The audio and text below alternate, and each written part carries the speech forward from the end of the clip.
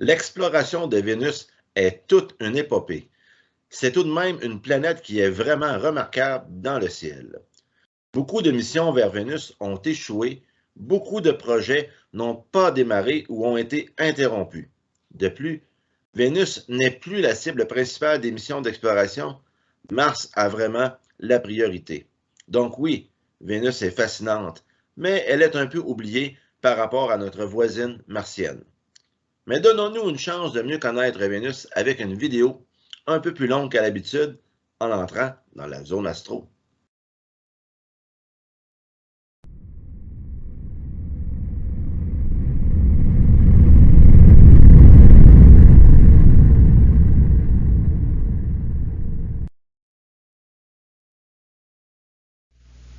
Vénus, fascinante et oubliée. Bienvenue dans la zone astro.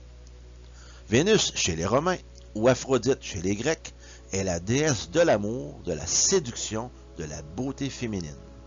Les Romains l'ont représentée dans le ciel en la liant à une planète qu'on appelle depuis ce temps Vénus. Les planètes fascinent déjà les gens depuis très longtemps et la planète Vénus en particulier car elle est très brillante et se déplace dans le ciel pour être présente soit le matin ou le soir selon les périodes d'observation.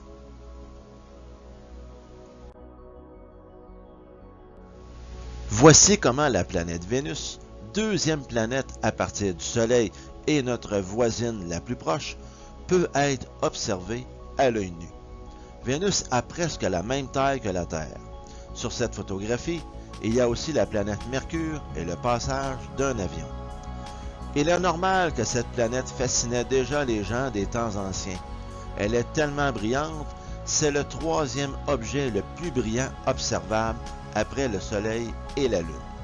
Dans la culture populaire, la planète Vénus est surnommée l'étoile du berger car elle peut être facilement visible dans le ciel du matin à l'est, avant l'aurore, ou dans le ciel du soir à l'ouest, après le crépuscule. Voyons maintenant comment l'homme moderne étudie cette planète fascinante, mais un peu oubliée avec l'exploration de notre autre voisine, la planète Mars, qui prend pas mal de place.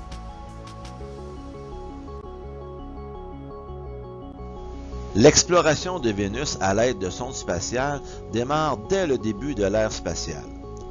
La course à l'espace est commencée depuis peu et l'exploration de Vénus en fait aussi partie.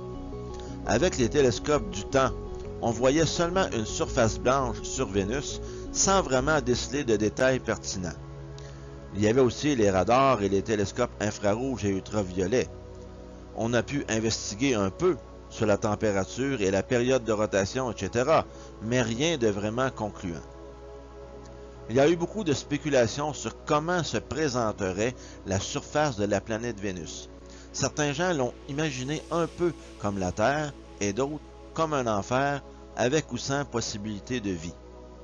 Mais finalement, en 1962, la NASA a réussi un premier survol avec la mission américaine Mariner 2 qui a dévoilé un monde particulièrement hostile. Vent violent, atmosphère acide, température et pression atmosphérique très élevées à la surface, absence de champ magnétique protecteur.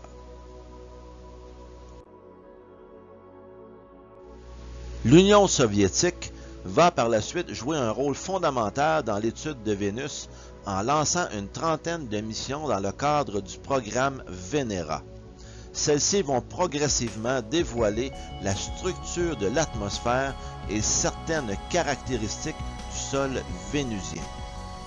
Après 13 tentatives infructueuses entre 1961 et 1967, la première sonde fonctionnelle à atteindre Vénus est Venera 4. Sa capsule destinée à atterrir est larguée le 18 octobre 1967 et traverse l'atmosphère. La sonde spatiale transmet des données sur la composition de l'atmosphère vénusienne jusqu'à une altitude de 20 km avant de cesser d'émettre, écrasée par la pression atmosphérique. Les données recueillies par la sonde nous informent que l'atmosphère de Vénus est composée à 90% de dioxyde de carbone, 7% d'azote et seulement 0,7% d'oxygène, et que la planète possède un champ magnétique extrêmement faible. La capsule cesse de transmettre des données lorsque la pression atteint 18 bars.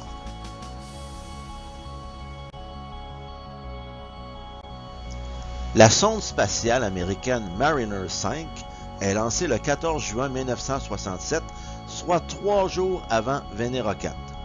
Elle ne dispose pas d'atterrisseur, mais ses instruments plus sophistiqués que ceux de Mariner 2 vont permettre de préciser certaines caractéristiques de Vénus.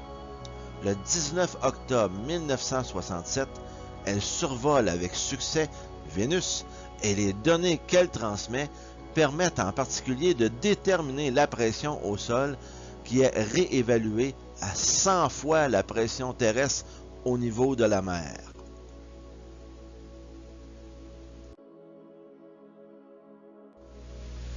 Venera 5 et Venera 6 rééditent en 1969 l'exploit de Venera 4, mais sans vraiment rien de neuf dans les découvertes. En août 1970, les ingénieurs soviétiques disposent cette fois d'une capsule plus résistante capable de supporter une pression de 180 bars et une température de 540 degrés Celsius. Venera 7 arrive aux abords de Vénus le 15 décembre 1970. Le parachute de la sonde ne remplit pas complètement son travail et l'atterrisseur heurte le sol à une vitesse appréciable. Couché sur le côté, la capsule émet un très faible signal durant 22 minutes qui ne fournit que la température au sol mesurée à 475 degrés Celsius. Les ingénieurs soviétiques parviennent à déterminer la pression au sol à environ 90 bars. Venera 8, tant qu'à elle, entrera dans l'atmosphère de Vénus le 22 juillet 1972. Durant la descente, la vitesse du vent est mesurée à 360 km/h à haute altitude et à 3,6 km/h en dessous de 10 km. La super rotation en 4 jours de l'atmosphère vénusienne dans le sens rétrograde est confirmée. La capsule atterrit à la surface de Vénus à une vitesse de 8 mètres par seconde. La sonde transmet les mesures de température 470 degrés Celsius et de pression 93 bars qui confirment les données fournies par Venera 7. Le spectromètre gamma détecte dans les roches de surface 4% de potassium, 6,5 parties par million de thorium et 2,2 parties par million d'uranium. Ces mesures seront contredites par celles effectuées par les atterrisseurs suivants. La capsule transmet des données durant 63 minutes après son arrivée au sol avant de cesser d'émettre. Les conditions atmosphériques sont trop difficiles pour durer plus longtemps.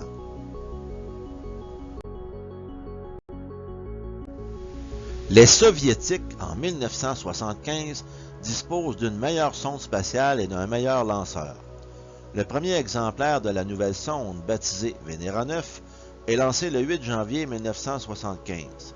La sonde jumelle, Venera 10, est lancée quant à elle le 14 juin 1975. Venera 9 est la première sonde spatiale à se placer en orbite autour de la planète Vénus. L'atterrisseur de Venera 9 touche le sol le 22 octobre sur la face éclairée de la planète. Une seule des deux caméras parvient à prendre une photo car l'obturateur de l'autre caméra n'est pas éjecté. L'image en noir et blanc, prise par Venera, montre un sol plat parsemé de rochers angulaires de formation manifestement récente et peu érodée. Le site d'atterrissage est baigné par une lumière dont l'intensité peut être comparée à celle d'un jour d'été nuageux aux latitudes moyennes sur Terre. La proportion dans le sol de thorium, uranium et potassium mesurée par Venera 9 s'apparente à celle des basaltes terrestres. Venera 10 suit le même scénario que Venera 9, même pour l'obturateur d'une des deux caméras. En 1978, Les sondes spatiales Venera 11 et 12 sont une version légèrement améliorée de la génération précédente. Malgré quelques problèmes, elles ont donné quelques nouvelles informations. Voici maintenant le portrait de Vénus en 1975. Avec toutes les missions réalisées jusqu'à maintenant, on avait une image relativement complète de Vénus. L'atmosphère est constituée de 96,5% de dioxyde de carbone et de 3,5% d'azote. À la surface, la pression atteint 92 fois celle de la Terre au niveau des océans. Entre les altitudes de 50 et 70 km, on trouve des nuages d'acide sulfurique. Il n'existe que des traces infimes d'eau, 100 parties par million dans l'atmosphère et aucune étendue d'eau libre à la surface. La température en surface est très élevée, atteignant 462 degrés Celsius. L'ionosphère est comparable à celle de la Terre, mais la planète est dépourvue de champs magnétiques significatifs. Les plateaux et montagnes de Vénus atteignent des altitudes supérieures à ce qu'on trouve sur Terre, mais les parties basses n'atteignent qu'un cinquième de la profondeur des abysses terriennes.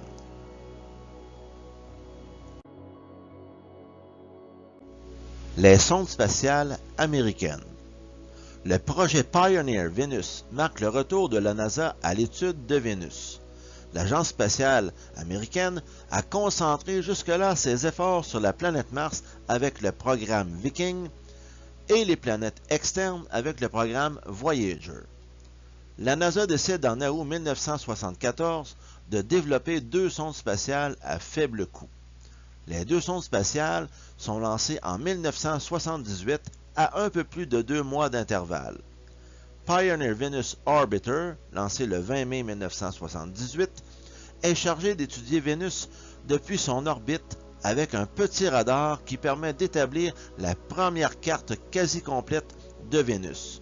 93% de la surface est cartographiée. L'orbiteur survit jusqu'en 1994.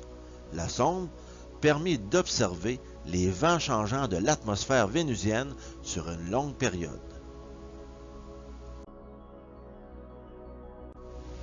Pioneer Venus Multiprobe, lancé le 8 août 1978, doit analyser l'atmosphère de la planète grâce à 4 sondes atmosphériques. Une des 3 petites sondes atmosphériques survécut à l'atterrissage sur le sol vénusien. Elle a émis ses données durant 67 minutes. C'est la première et la seule sonde américaine à ce jour à réussir un atterrissage sur Vénus. Les données fournies par les sondes atmosphériques confirment, tout en les précisant, les données obtenues par le programme Venera soviétique.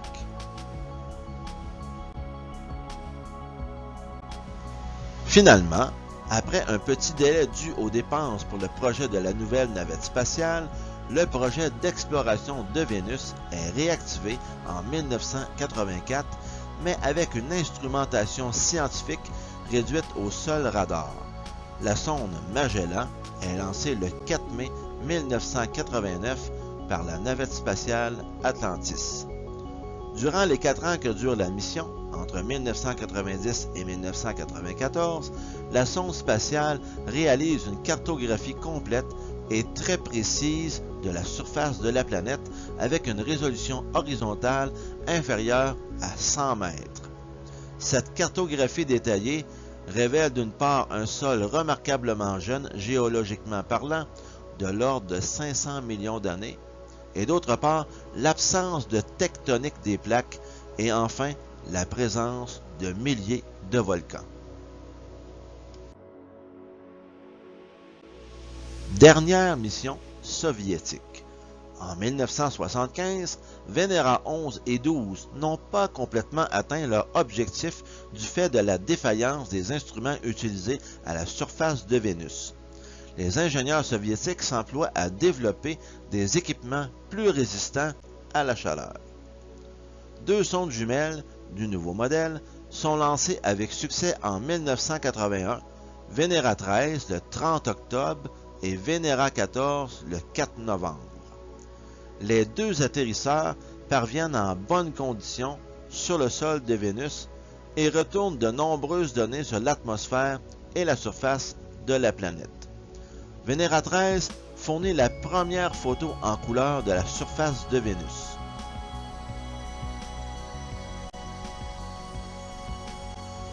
Les principaux objectifs fixés aux atterrisseurs du programme Venera ayant été atteints, la mission suivante a pour objectif de cartographier Vénus.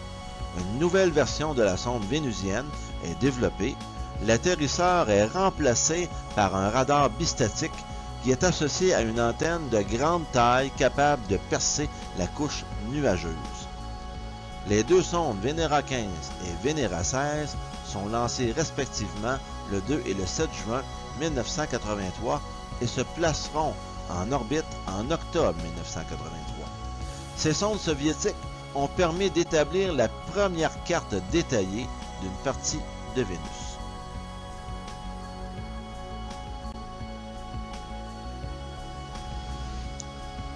Toujours dans les dernières missions soviétiques, les deux sondes du programme Vega de 1986 constituent les dernières missions spatiales soviétiques destinées à l'exploration de Vénus et restent en 2015 le dernier succès russe dans le domaine de l'exploration du système solaire.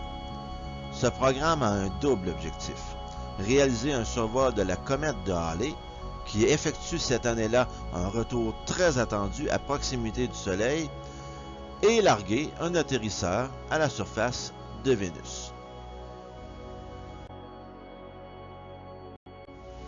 Cet atterrisseur est identique à ceux des missions précédentes, mais il est accompagné d'un petit ballon sonde qui a la capacité de transmettre les données de ses instruments durant 48 heures.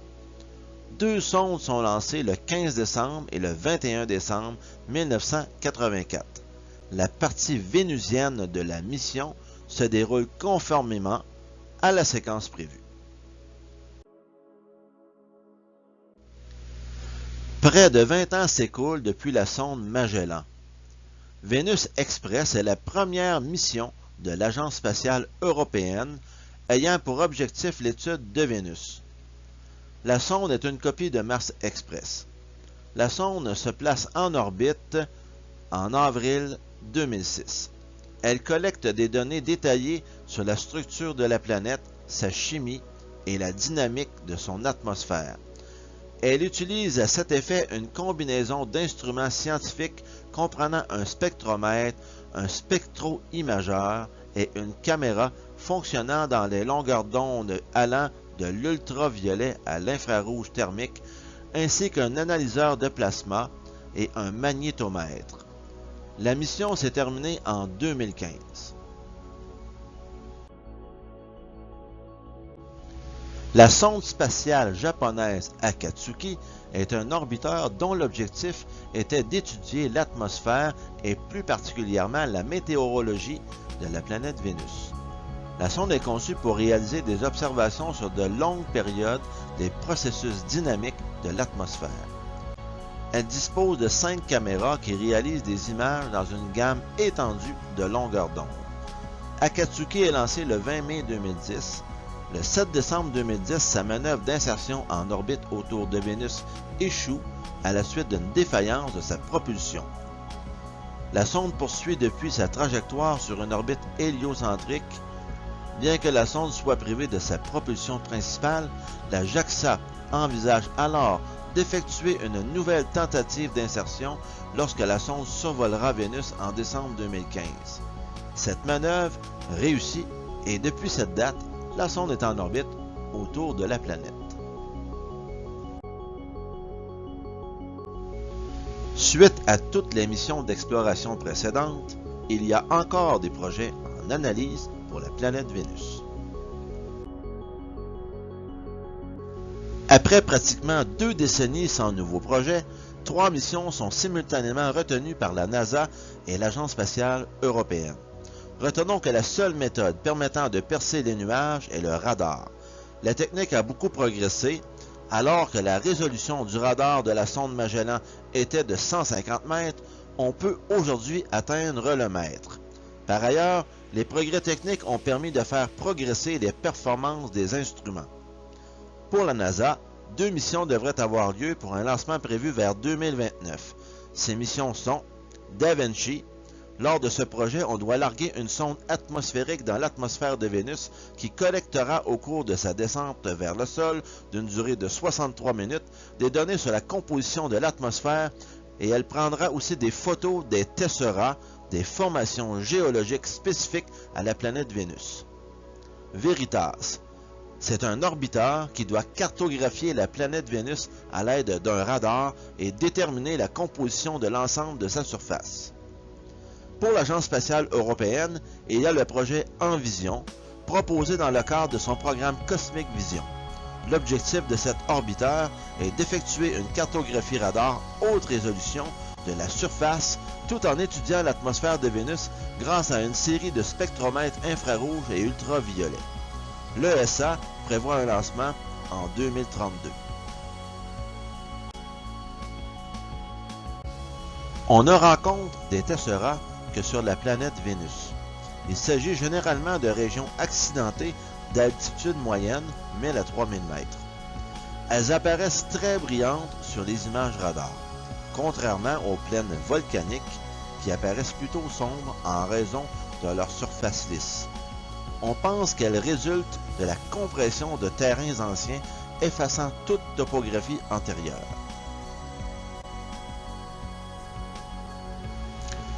La sonde Parker en 2020. Les toutes premières images de la surface de Vénus dans le spectre visible, le type de lumière que l'œil humain peut percevoir, ont été obtenues à l'aide de l'imageur à grand champ WISPR de la sonde solaire Parker de la NASA en 2020. Cette sonde passera quelques fois près de Vénus et se servira de son attraction gravitationnelle, lui donnant de la vitesse pour ajuster son orbite autour du Soleil. C'est l'effet de fronde gravitationnelle. Vous l'avez peut-être remarqué dans l'image précédente, la sonde Parker, envoyée vers le Soleil, a détecté une bordure brillante autour de Vénus lors de son passage près de cette planète en juillet 2020. Mentionnons que, vue de la Terre, la planète Vénus nous présente des phases comme la Lune. Vénus étant entre le Soleil et la Terre, ne reflète pas la lumière de toute sa surface, sauf si elle est complètement de l'autre côté du Soleil. Voyez sur l'image les quartiers de Vénus quand elle est sur les côtés. De plus, même si c'est seulement un croissant, Vénus est plus brillante lorsqu'elle est en croissant, car elle est beaucoup plus près de nous et il y a plus de lumière réfléchie dans notre direction. En passant, c'est la même chose pour la planète Mercure. Vénus est une planète tellurique et une planète intérieure comme Mercure, la Terre et Mars. Les planètes intérieures sont sur le côté le plus près du Soleil par rapport à la ceinture d'astéroïdes entre Mars et Jupiter. Les planètes telluriques sont solides et composées de roches, de minéraux, au contraire des planètes gazeuses comme Jupiter et Saturne par exemple. Vénus a quelque chose d'assez particulier par rapport aux autres planètes du système solaire. Sa journée est plus longue que son année. Sa rotation sur elle-même a une durée de 243 jours et sa révolution autour du Soleil prend 225 jours. La gestion du calendrier serait très complexe à cet endroit, n'est-ce pas? De la vie sur Vénus. Les nuages de Vénus pourraient abriter la vie selon des astronomes britanniques et américains. Cette hypothèse a été proposée pour la première fois en 1967 par le célèbre astronome Carl Sagan. La preuve de la vie sur Vénus repose sur un gaz toxique odoriférant appelé phosphine, qui sur Terre est produit par des microbes et par l'industrie chimique. Les astronomes du MIT qui co-publient l'étude avaient déjà démontré que la phosphine ne peut être produite par la nature sans la présence de la vie. Cette fois, avec des collègues de l'Université de Cardiff, ils démontrent qu'il y a de la phosphine sur Vénus. Mais ces observations et les analyses reliées à celle-ci sont critiquées et le sujet est complexe. Sachons aussi que la température dans les nuages de Vénus pourrait peut-être permettre la vie. L'atmosphère est tellement réfléchissante que la chaleur est dispersée à une certaine altitude.